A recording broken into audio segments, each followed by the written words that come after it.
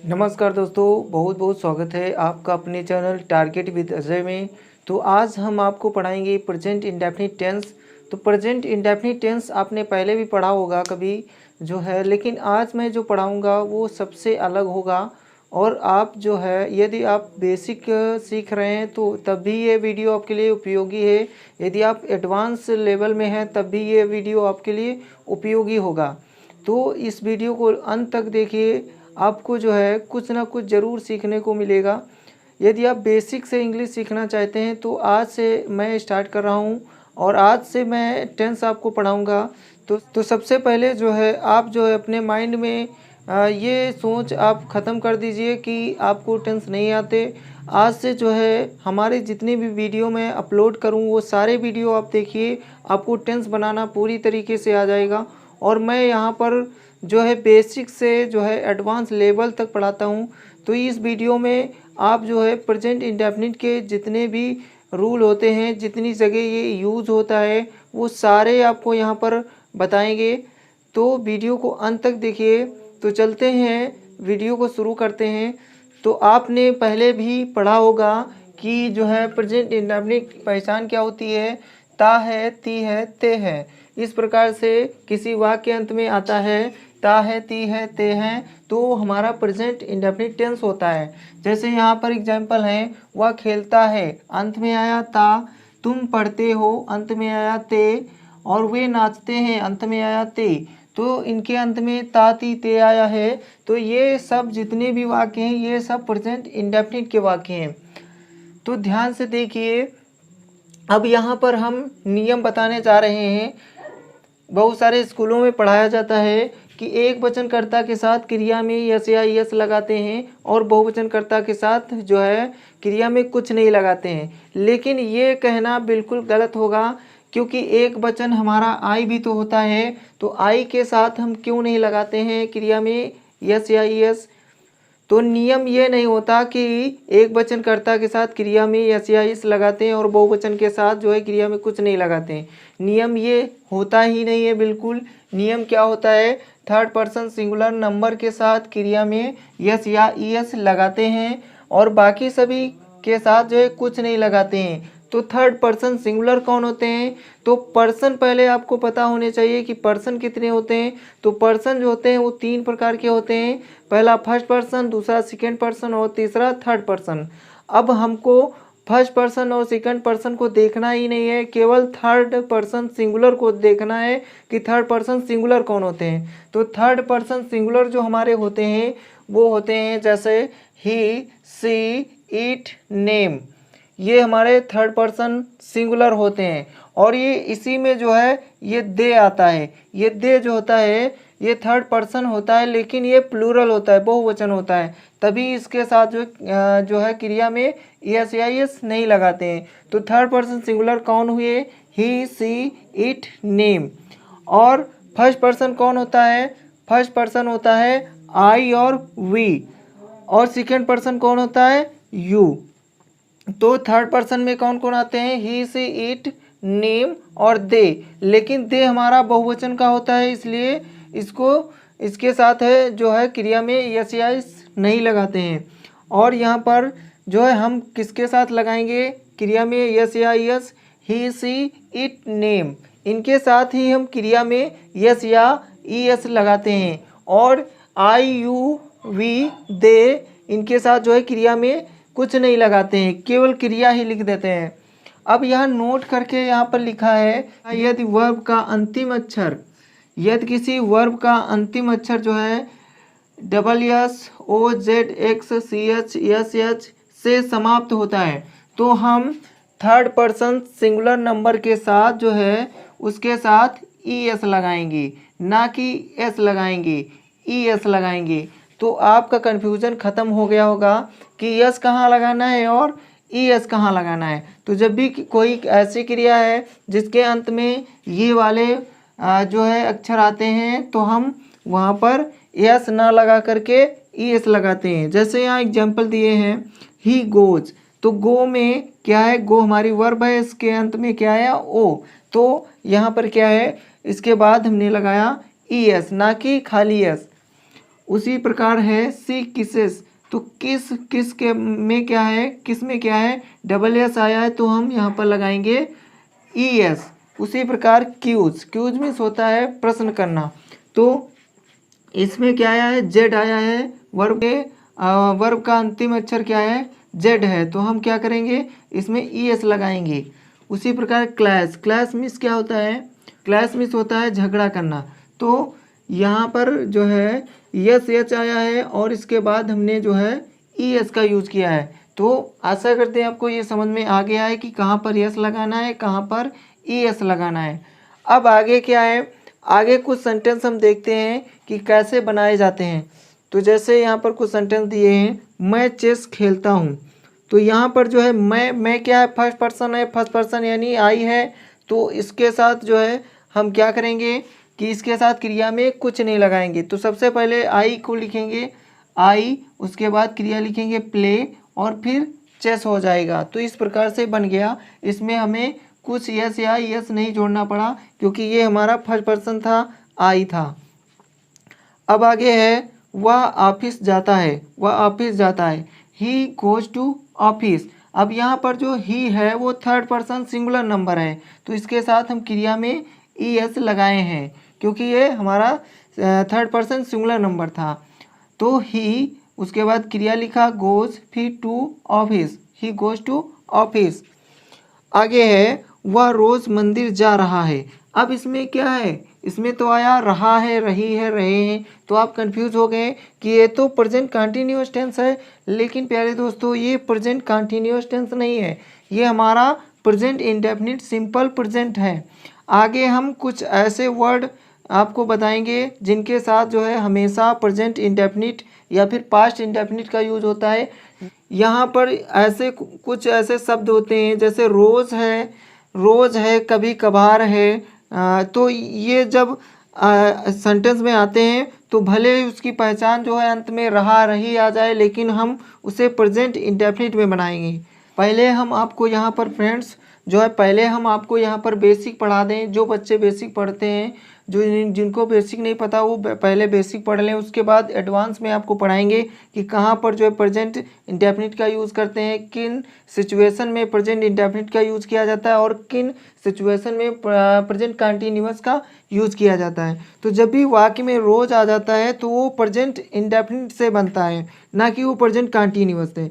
तो इस प्रकार से समझना है, वह रोज मंदिर जा रहा है, तो he goes to temple daily. जब भी डेली आ जाए तो समझ लेना वो प्रेजेंट इंडेफिनिट में बनेगा। उसी प्रकार जैसे मैं रोज़ फुटबॉल खेलता हूँ या मैं रोज़ फुटबॉल खेल रहा हूँ, इससे कोई मैटर नहीं करता, हमको केवल यहाँ पर देखना है रोज़, डेली। जब भी डेली आता है तो वो चाहे रहा हो अंत में आए या ता हो, वो प्रेजेंट इंडेफिनिट में ही बनेगा। तो मैं रोज़ फुटबॉल खेलता हूँ, आई प्ले फुटबॉल डेली। अब यहाँ पर आई क्या था, फर्स्ट पर्सन था, तो इसके साथ जो है क्रिया में कुछ नहीं लगाए, तो सब्जेक्ट लिखा, वर्ब लिखा, उसके बाद जो है अदर वर्ड जो भी बचा वो सब लिख दिए। आगे है सोहन कभी कभार मेरे घर आ रहा है, सोहन कभी कभार मेरे घर आ रहा है, यानी कार्य जो है स्थायी रूप से हो रहा है, यानी स्थायी रूप से होता है, ये उसकी आदत है, वो कभी कभार आता है। तो यहाँ कभी कभार आया और उसके अंत में आया रहा है, रही है, तो इसमें भी समझना है कि कभी कभार जब भी सेंटेंस में आता है तो सेंटेंस हमारा प्रेजेंट इंडेफिनिट में बनता है, ना कि प्रेजेंट कंटिन्यूअस में। तो सोहन कभी कभार मेरे घर आ रहा है, तो सोहन समटाइम्स, आप चाहें तो इस समटाइम्स को सबसे आगे लिख सकते हैं तो, या फिर बीच में लिख सकते हैं, तो Sohan sometimes comes to my home. अब यहाँ पर यदि ये माई ना होता तो हम होम के पहले टू नहीं लगाते, होम के पहले कभी टू नहीं लगता, तो यहाँ पर ये माई आया है इसलिए हम इसके पहले जो है टू लगा दिए। तो यहाँ पर जो सोहन था वो थर्ड पर्सन सिंगुलर नंबर था और ये किसी का नाम था। जितने भी नाम होते हैं वो थर्ड पर्सन सिंगुलर नंबर होते हैं, यानी जितने भी नाम दुनिया में होते हैं वो सब एक वचन होते हैं, उनके साथ जो है क्रिया में यस या ई एस लगता है, तो यहाँ हमने एस लगा दिया और इस प्रकार से बना Sohan sometimes comes to my home. तो आशा करते हैं आपको ये समझ में आ गया है।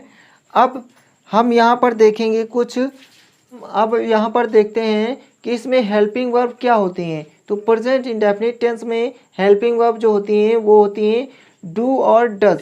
दो हमारी हेल्पिंग वर्ब होती हैं, डू और डज। लेकिन ये अफर्मेटिव सेंटेंस के साथ नहीं लगती। ये हम अफर्मेटिव सेंटेंस के साथ नहीं लगती। जब भी हमारा वाक्य नेगेटिव हो जाता है, इंट्रोगेटिव हो जाता है, तभी इनका हम डू डज का यूज़ करते हैं। तो अब डू का किसके साथ यूज करना और डज का किसके साथ यूज करना है। जैसे कि थर्ड पर्सन सिंगुलर नंबर के साथ यस या यस लगाया जाता था, उसी प्रकार जो है यहाँ पर क्या होगा कि थर्ड पर्सन सिंगुलर नंबर के साथ जो है हम जो है डज का यूज करेंगे, और बाकी सभी के साथ जैसे आई यू वी दे, इनके साथ हम डू का यूज करेंगे जब भी हमारा वाक्य नेगेटिव होता है। तो जैसे यहाँ एग्जाम्पल दिए हैं, वह किताब नहीं पढ़ता है, तो ये हमारा नेगेटिव सेंटेंस है। नहीं आ गया तो ये नेगेटिव हो गया। तो सब्जेक्ट लिखे, उसके बाद सब्जेक्ट हमारा कौन है, थर्ड पर्सन सिंगुलर नंबर है। थर्ड पर्सन सिंगुलर नंबर है, तो इसके साथ हम क्या लगाएंगे, डज नॉट।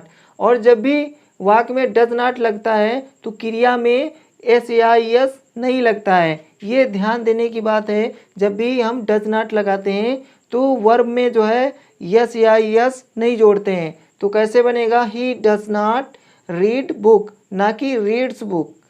आगे है, तुम रोज स्कूल नहीं जा रहे हो। अब यहाँ पर तुम क्या है, ये सेकेंड पर्सन है, और सेकेंड पर्सन जो है, सेकेंड पर्सन के साथ हम क्या लगाते हैं, क्रिया में कुछ नहीं लगाते, और इसके साथ जब नहीं आ जाता है तो हम डू नॉट लगाते हैं। तो you do not go to school daily. अब यहाँ पर आप समझ गए कि हेल्पिंग वर्ब कौन होती है, डू और डज। अब थर्ड पर्सन सिंगुलर नंबर के साथ जो है डज लगता है, और बाकी की सभी के साथ जो है डू लगता है। तो इतना आपको समझ में आया है, आशा करते हैं आपको इतना समझ में आया है। अब देखते हैं इंट्रोगेटिव सेंटेंस कैसे बनाए जाते हैं। तो इंट्रोगेटिव सेंटेंस बहुत ही आसान है। कुछ बच्चे जो है कंफ्यूज हो जाते हैं और इंट्रोगेटिव सेंटेंस नहीं बना पाते हैं। तो इंट्रोगेटिव सेंटेंस जो होते हैं वो हमारे दो प्रकार के होते हैं। एक तो यस या नो वाले, और दूसरे जो होते हैं वो डब्ल्यू एस क्वेश्चन वाले। अब यस या नो वाले कौन होते हैं, अब यस या नो वाले वो सेंटेंस होते हैं जिनका हम आंसर यस या नो में दे सकते हैं। जैसे डू यू रीड, क्या तुम पढ़ते हो, डू यू रीड, तो हम कह सकते हैं यस या फिर कह सकते हैं नो। अब हम जैसे डब्ल्यू एच वर्ड से जो प्रश्न करें, जैसे what do you read, what do you read, तुम क्या पढ़ते हो। अब तुम यहाँ पर जो है यस या नो नहीं कह सकते, अब तुमको एक सेंटेंस बोलना पड़ेगा। तो आप कहेंगे कि आई रीड इंग्लिश, मैं इंग्लिश पढ़ता हूँ, आई रीड इंग्लिश, मैं इंग्लिश पढ़ता हूँ। तो यहाँ पर क्या है कि जो है इंट्रोगेटिव सेंटेंस दो प्रकार के होते हैं, एक तो यस या नो वाले, और दूसरे जो है डब्ल्यू एच क्वेश्चन वाले, जिसमें हम जो है पूरा एक सेंटेंस हमें बोलना पड़ेगा बताने के लिए। तो चलते हैं जो है इंट्रोगेटिव सेंटेंस सीख लेते हैं। तो फ्रेंड्स अब देखते हैं, यहाँ पर हमने जो है स्ट्रक्चर लिखे हैं, एस या नो वाले का स्ट्रक्चर, एस या नो वाले का स्ट्रक्चर, और डब्ल्यू एच क्वेश्चन वाले का स्ट्रक्चर। तो ये स्ट्रक्चर आप माइंड में रखेंगे जब भी जो है आप इंट्रोगेटिव सेंटेंस बनाएंगे। तो यस या नो वाला स्ट्रक्चर क्या होगा, पहले हम डू लिखेंगे या फिर डज लिखेंगे।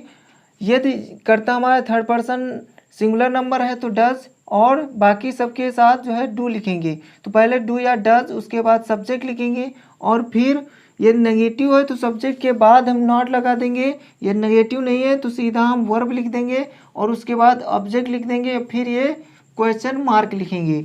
तो कैसे स्ट्रक्चर हुआ, डू डज, उसके बाद जो है सब्जेक्ट, फिर वर्ब, और उसके बाद ऑब्जेक्ट। अब यहाँ पर दूसरा स्ट्रक्चर है डब्ल्यू एच क्वेश्चन वाला। इसका स्ट्रक्चर क्या होगा कि डब्ल्यू एच वर्ड हम सबसे पहले लिख देंगे। यदि वाक्य में डब्ल्यू एच वर्ड आया है तो उसको उसकी इंग्लिश हम सबसे पहले लिख देंगे, और बाकी सब यही वाला स्ट्रक्चर रहेगा ऊपर वाला, केवल डब्ल्यू एच क्वेश्चन सबसे पहले लिखा जाएगा, और उसके बाद डू या डज, फिर प्लस सब्जेक्ट, फिर उसके बाद वर्ब और ऑब्जेक्ट। यदि नॉट आता है तो नॉट हम सब्जेक्ट के तुरंत बाद लिख देंगे।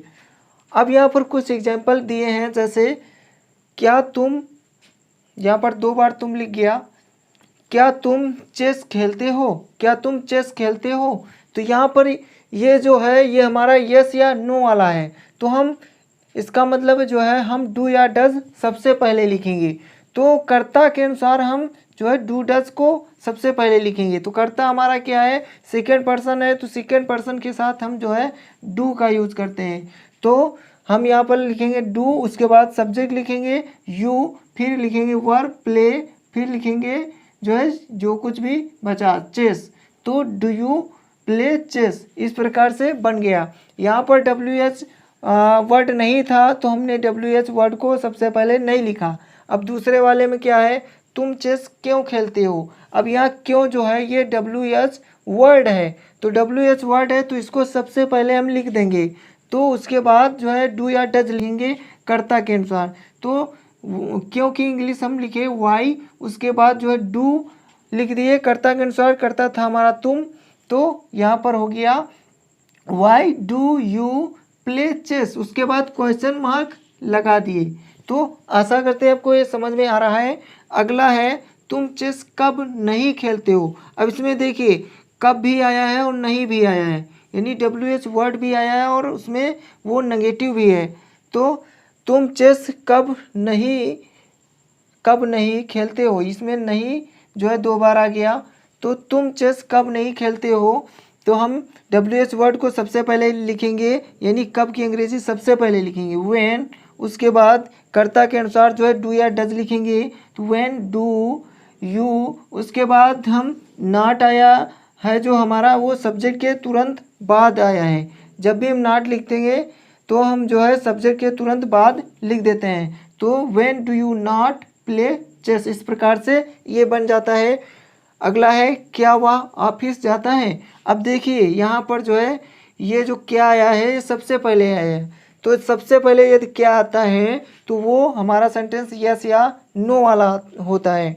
तो हम क्या कि अंग्रेजी कुछ नहीं लिखेंगे, केवल क्या करेंगे उसकी जगह पर डू या डज लिखेंगे।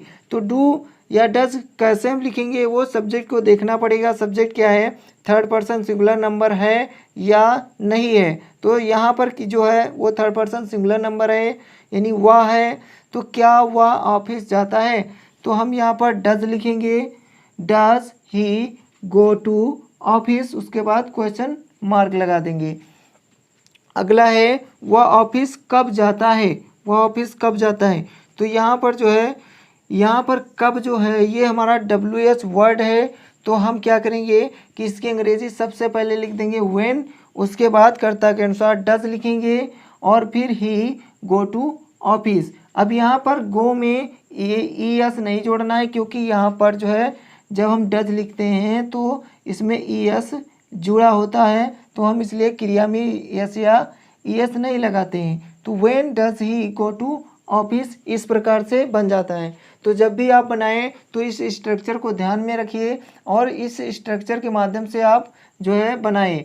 तो आई होप आपको जो है यह वीडियो आपको समझ में आया है और आप जो है इस वीडियो से जो है जितने भी डाउट हैं वो क्लियर हो गए होंगे।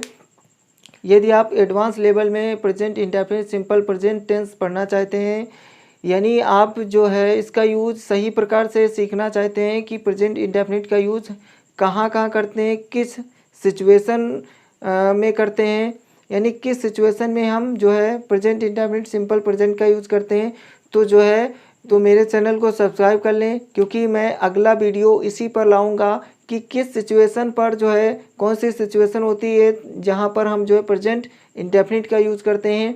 तो अगले वीडियो में मैं जो है इसी के बारे में आपको पढ़ाऊँगा। यदि आप चैनल पर नए हैं तो चैनल को सब्सक्राइब ज़रूर करें और वीडियो को लाइक करें यदि वीडियो आपको पसंद आता है, और कमेंट करके ज़रूर बताएं। यदि कोई डाउट रह गया हो तो कमेंट में ज़रूर लिखना और हम वहां पर आपके कमेंट को पढ़कर आपका डाउट जो है सॉल्व करने की कोशिश करेंगे। तो इसी के साथ वीडियो समाप्त करते हैं। Thank you so much for watching my video. Take care, bye bye.